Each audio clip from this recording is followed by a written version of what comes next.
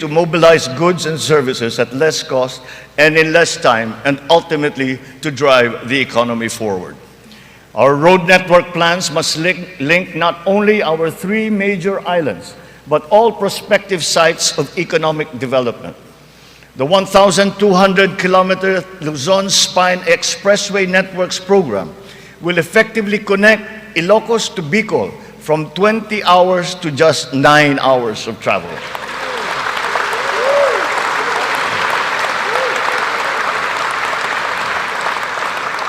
Under the Mega Bridge program, 12 bridges totaling 90 kilometers will be constructed, connecting islands and areas separated by waters. The program notably includes the Bataan-Cavite Interlink Bridge and the Panay-Guimaras-Negros Island bridges, each spanning 32 kilometers, and also the Samal Island Davao City Connector Bridge. As of June this year, we have constructed, maintained, and upgraded more than 4,000 kilometers of roads and around 500 bridges across the country. Crucial airport and port development projects across the country have also been completed, including Cebu Pier's 88 Smart Port and the new passenger terminal buildings of Clark Airport and the Port of Calapan. We initiated several railway projects with a total length of more than 1,000 kilometers.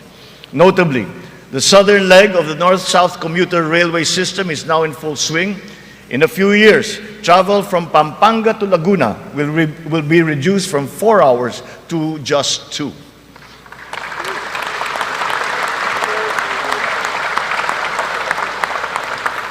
Intermodal connectivity will also be a primary consideration. Roads, bridges, and mass transport systems will be interconnected. This network will provide access and passage to vital and bustling economic markets, such as agriculture hubs, tourism sites, and key business districts.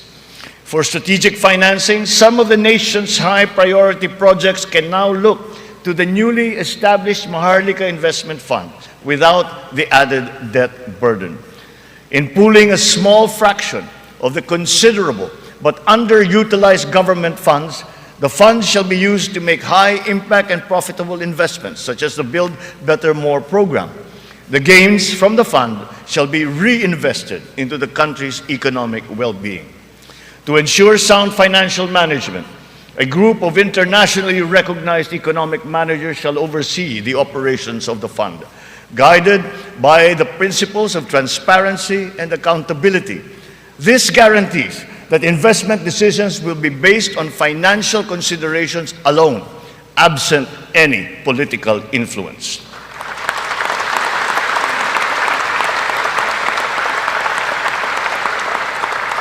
The funds for the social security and public health insurance of our people shall remain intact and separate. Owing to favorable market conditions, the price of crude oil has stabilized. Since last year, gasoline and diesel prices have gone down by 18% to 29% respectively. We have built 8 new additional power plants. This brings to 17 the total number of power generation facilities that have been switched on across the country since last year, substantially increasing our energy production by 1,174 megawatts. Alongside power generation, we are also as relentless in pursuing total electrification. Since my assumption into office, almost 500,000 homes have been given access to electricity. We will spare no effort to achieve full household electrification by the end of my term. 100% is within our reach.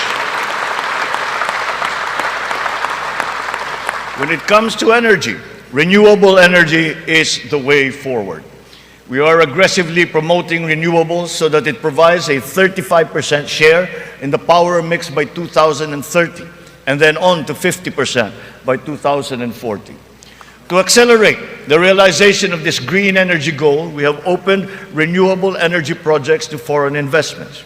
Since last year, an additional 126 renewable energy contracts with a potential capacity of 31,000 megawatts have been awarded. To date, we have over 1,000 active projects spread all over the country. 299 of these are solar, 187 are wind, 436 are hydroelectric, 58 biomass, 36 geothermal, and 9 are ocean-powered. The Malampaya project has been a boon to our country, energizing 20% of Luzon. The renewal of the contract guarantees continued revenues and energy production for another 15 years. But aside from Malampaya, we will also push for more gas exploration in other parts of the country. The national government has also partnered with the BARM in regard to energy exploration and development, and also its utilization within its territorial jurisdiction.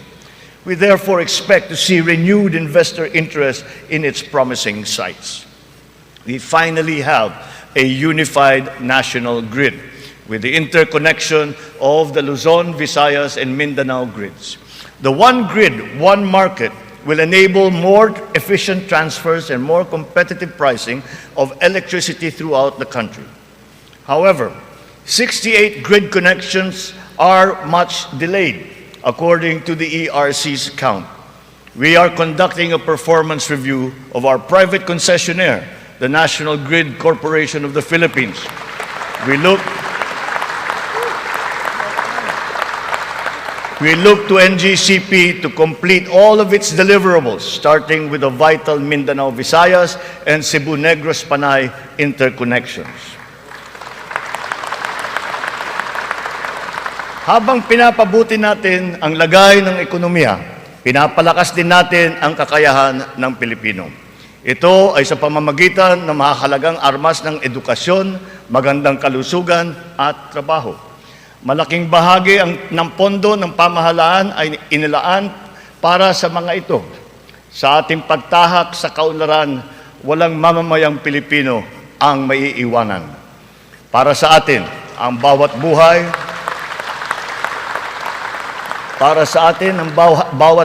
ay mahalaga.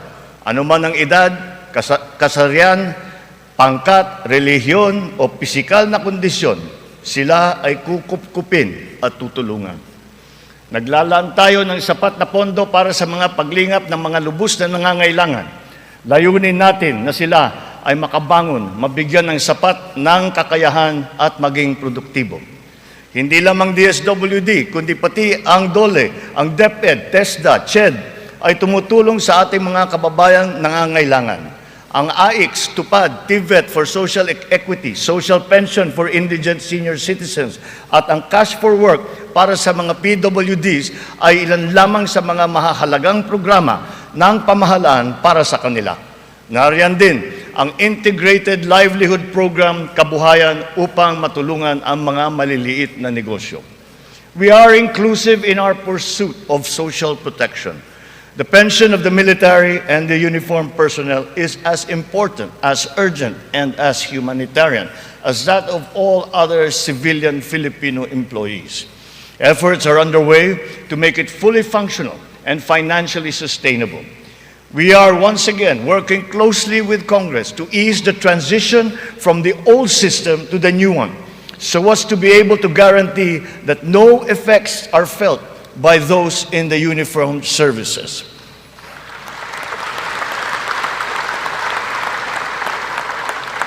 Nagsisimula ang lahat sa edukasyon.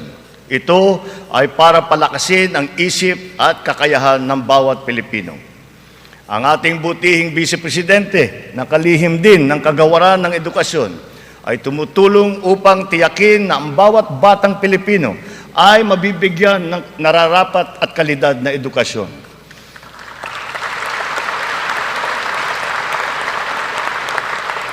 We have renewed hope in giving the best to our next batches of students, especially the 28.4 million learners who return to school this year.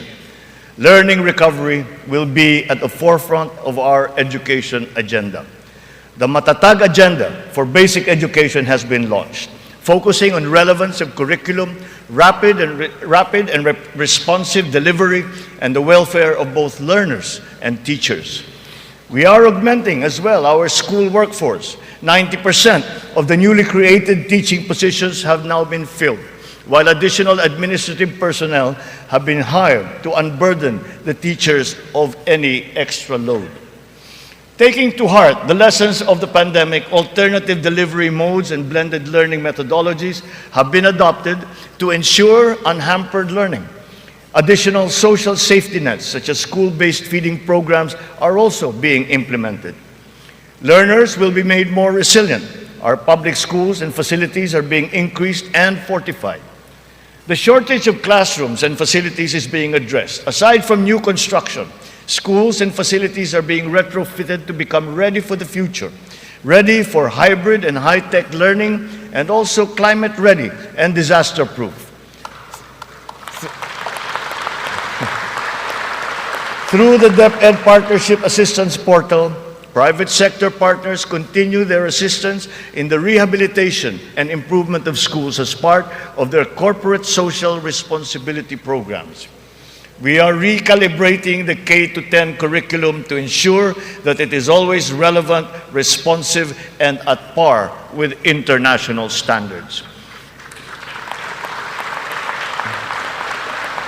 Literacy and numeracy skills need to be strengthened. The virtue of good citizenship and sense of community are also now integrated into our curriculum. We continue to exhaust all efforts to keep our young people away from the sinister influences in the dark corners of society. We are making available to them their participation in formal schooling, alternative learning, non-diploma courses, or in technical vocational education and training, or TVET. TVET continues to prove itself to be an empowering educational intervention. There are many examples of how its graduates have gone on to secure competitive technical jobs. Since last year, more than 1 million Filipinos graduated from the TVET, one-third of whom were TESDA scholars. More and more of our higher education institutions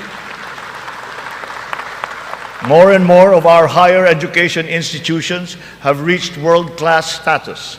This year, 52 Philippine HEIs have been included in the World Universities rankings compared to just 15 last year. We will not let a student's financial constraints be an hindrance to his or her education. We have activated social safety nets, such as skills development training and youth employment programs. Tertiary education in state universities and colleges will remain free for our qualified students.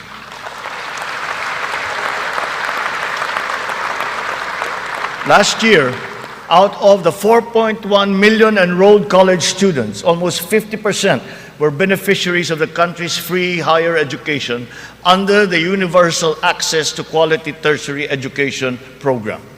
Deserving and talented students without the financial capacity to attend school will not be left behind in this education agenda. A culture of innovation, working hand in glove with a culture of entrepreneurship, must be fostered. This is Philippinovation.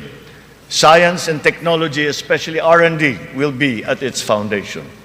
The DOST leads the development of our capabilities in science, technology, and innovation. Science and technology-related scholarships are made available for the talented and technically gifted students from high school all the way to graduate school. To address the challenge of staying at the cutting edge of technology, 44 renowned Filipino scientists in diverse areas of expertise have returned home under the Balik Scientist program. They will undertake research in various priority fields and will be supported by upgraded facilities and R&D funding.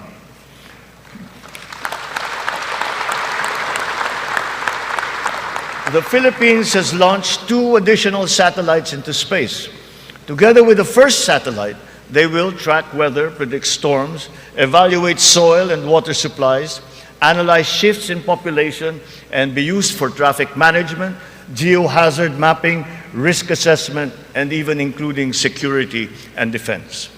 Science, technology, and innovation will drive the quality and competitiveness of our workforce, as well as our manufacturing, export, creative, and service industries, in existing markets and in new ones waiting to be explored. The bane of the mismatch between jobs and skills among our workforce is being rectified through strengthened government, industry, labor, academe partnerships.